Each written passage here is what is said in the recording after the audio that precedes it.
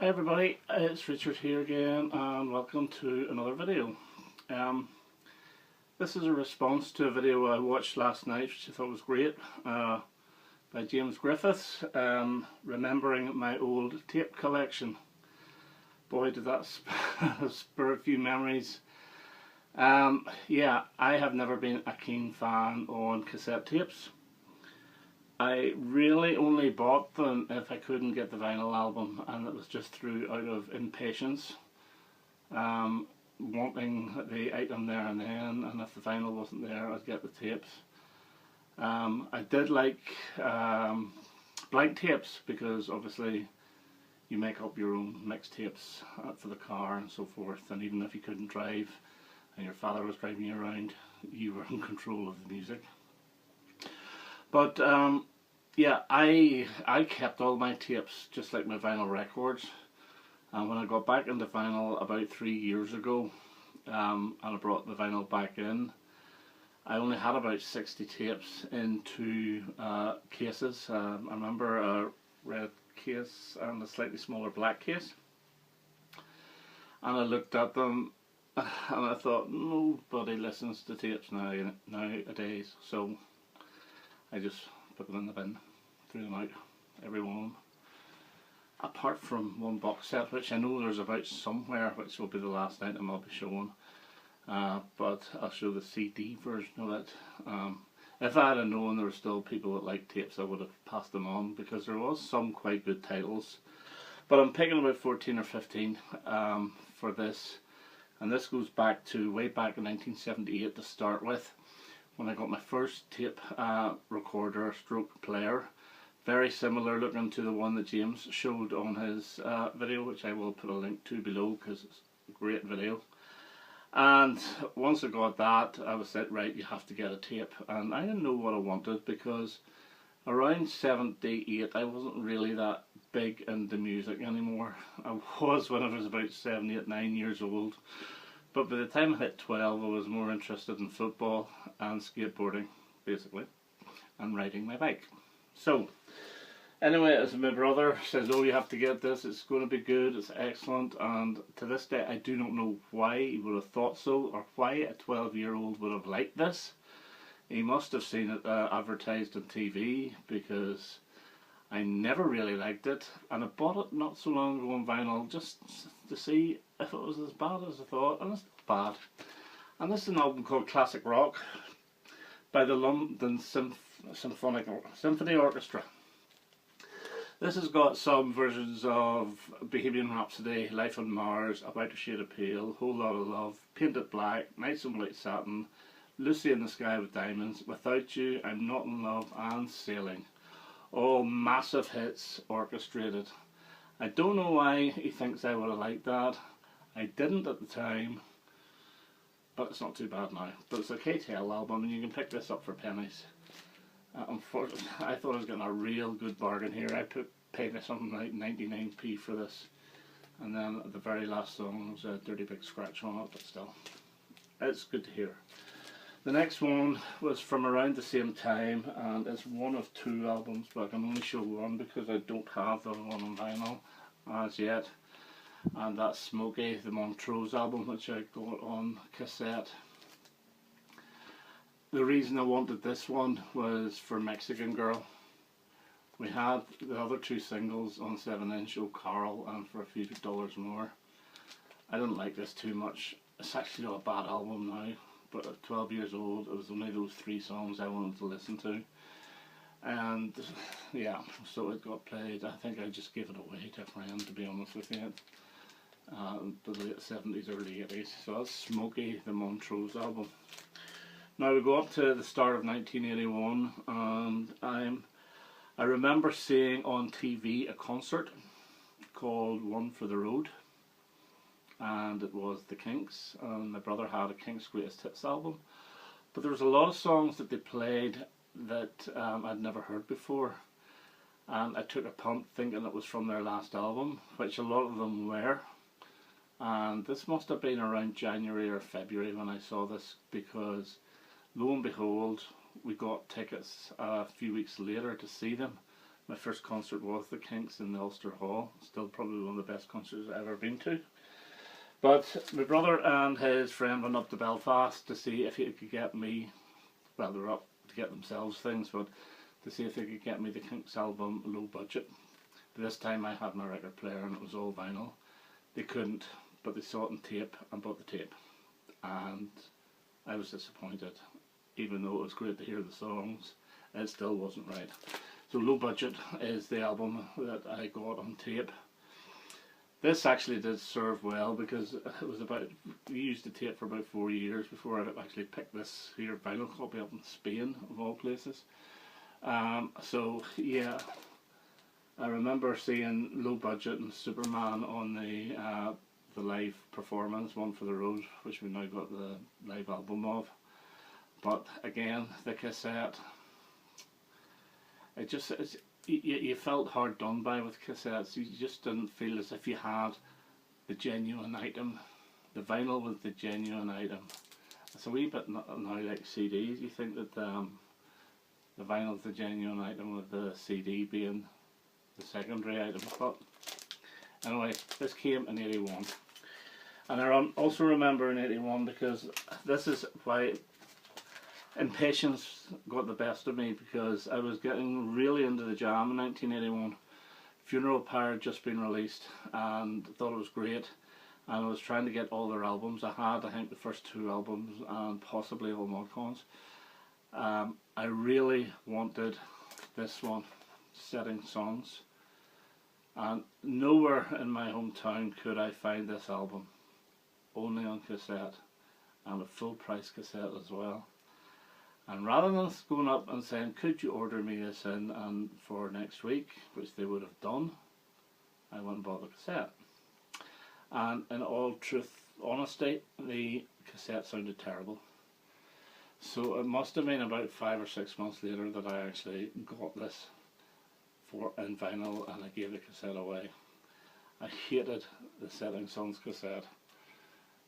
So anyway, Setting Suns was next. So then we go up to 84, 85, I think around that time, and there's 2 albums I bought and I don't know why. I got them on cassette and honestly I have no idea why. Possibly this one here, which is the Bluebells Sisters, I bought because the cassette must have been cheap.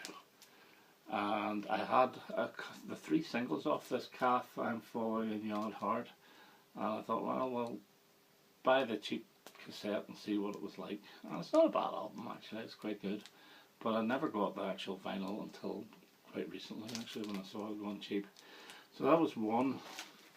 Another one from around that time, I have no idea why I bought this on cassette, but I did Discovery by Mike Oldfield. This was a follow-up to Crisis. Crisis had the big hit Midnight Shadow on it. This had the tried to be a big hit and very similar in feel to France on it. This is one of his mostly vocal albums, although he doesn't do any vocals himself, he always brings in people for the vocals. I have no idea why I bought this on cassette, really not. Maybe come to think of it, this might have been actually later on. This might have been whenever I went to college. I think this was actually when I went to college when I got it in cassette. And I saw it, and obviously in college I didn't have a record player where I stayed, so I had my own tape player. Yeah, that's just come back to me. This was in college. So the next one was just before I went to college, and I didn't buy this, it was given to me by a friend. And this is Albert Hammond's Greatest Hits. He says, you might like this because it sounds a bit like Cat Stevens in places, and I knew I liked Cat Stevens. So I played the cassette of this to death, you know. Hail to the cassette, because this one was played in my student digs, you know, quite a lot. It really was. This was part of my college years, and even the girlfriend at the time got to really love this album as well. And I eventually got it on vinyl and CD. So I'm in college, and as I said with the Mike Oldfield, there's there was no point in me buying vinyl if I wanted to listen to it there and then. So if the price was right, I would buy the cassette, and if I really loved the album, I would end up getting the vinyl at some stage. But this one here, I saw in supermarket in college, and this is the Move. This is the Move collection. This was a double tape. This is a double album, and this is brilliant. This actually takes in most of the first two albums and half of their third album. It doesn't include any of their fourth and final album, but this was my introduction to the Move. This was the first time I've ever heard of them. Boy, great album. Also around that time was a double cassette that I bought, and this was Gary Newman, The Exhibition. If I'm being honest with you, this is really all you need about Gary Newman, because again, this is a double album. And it's hard to get into, but this is all the stuff from 1978 up to about 1984, 83, 84. 83 I think, up to Warriors. Yeah, it says here right at the back here, 1978 to 1983. So yeah, this is another one. It was my college years where I only had a cassette player. Okay, so halfway through my university, me and the girlfriend and I decided, right, we'll go over to Jersey to work for the summer. And we went and stayed in St Helier, worked in the Grand Hotel in St Helier. I was a barman, she was a waitress. I don't know if you can actually say those words anymore, but anyway. There was a shop called Record and Music Exchange. I think it was a chain over in England, stroke Jersey, but not over here in Northern Ireland. And they had a habit of putting stuff out at a certain price. If it doesn't sell, there's a wee ticket on it. They mark it down to say from £5 to £4, then from 4 to 3, 3 to 2, 2 to 1, 1 to 50p, 50p to 25p, 25p to 10p, and so forth. So this was probably the best record show I've ever been in my life, because whenever I went in, there's so much that was cheap. So I bought this album, plus I bought the tape of it, because the tape was 10p. And this is Nick Lowe's Nick the Knife, and this is what got me into Nick Lowe. Big style, and this was another one, because I had bought the tape, we played the tape over in Jersey, it just reminds me of Jersey. I love this album. This was originally released in 1982. This is his first one after Rockpile. So yeah, the tape didn't even have a cover. It was just a custom blue cover, typed Nick Lowe. I bought another one as well of him with the typed blue cover on tape for 10p with the Jesus Is Cool, but also got the album as well. So yeah, got the tape of this. And also I got the tape of this one because they didn't have a vinyl, and it was mega cheap. And this is the Kinks soap opera. I wasn't that familiar with the RCA material of the Kinks. I was Pie, and I was what was they had done up to 1990. Basically finished 93, so yeah, the Arista years and beyond. But the RCA, we had a double album, and that was it. And I don't even think there was anything. Oh, there's one song that was off this on the double album, so it was interesting to pick this up on tape just to play it. I wasn't overly impressed at first, but this has grown on me, and I've recently got vinyl. Okay, so we come back from university, and the girlfriend at the time lived in Lisburn. I went up to see her, we went into town, and I saw this for £1 and I bought it. This is Dave Edmunds' DE7th. Bought it on tape and instantly liked it, and not a lot more I can say. Played it whenever I did Dave Edmunds compilations. I used, because by this time you had the double deck, you were able to tape from tape to tape, but it still wasn't quite the same. And I ended up getting this first time I saw it, or the next time I saw it. Okay, 1992, picked my brother up from the airport in Belfast. He was living in Liverpool at the time. Saw this on tape, and it was my introduction to the Moody Blues. The Moody Blues Greatest Hits. I actually highly recommend this album because it's got two new versions of classic Moody Blues songs. Question and what's the other one called? Isn't Life Strange? Now Question is a good new version, give it that.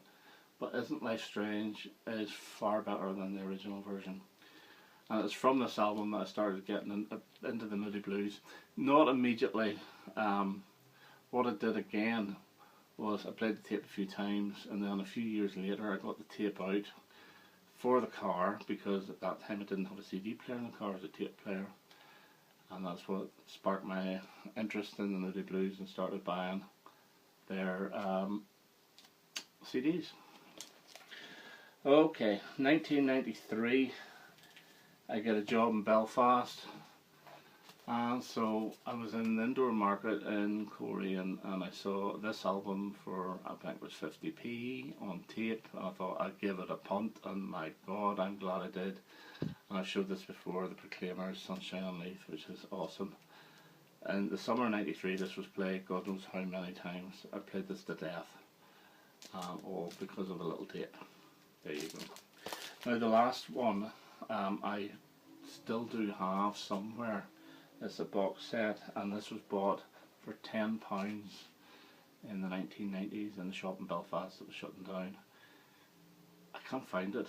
I found the CD version, but I was looking for the tape version. It's somewhere about.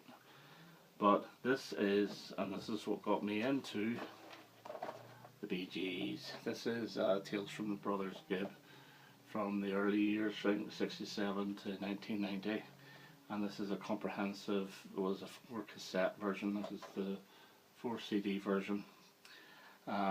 Brilliant. Again, looking back at this video, a lot of this stuff actually got me into a band. So the cassette actually served a purpose in the end, because it was obviously cheap that I bought it, and if I didn't like it I wouldn't pursue it any further. But yeah, I have to admit the cassette did get me into quite a few bands, and the Bee Gees especially. So anyway, that's my response to James Griffiths' thread. I don't know if he thought it was going to be a thread, but I just so enjoyed it that I had to make my own video. So I hope you enjoyed that, and I shall talk to you soon, and have a very good Easter. Bye bye.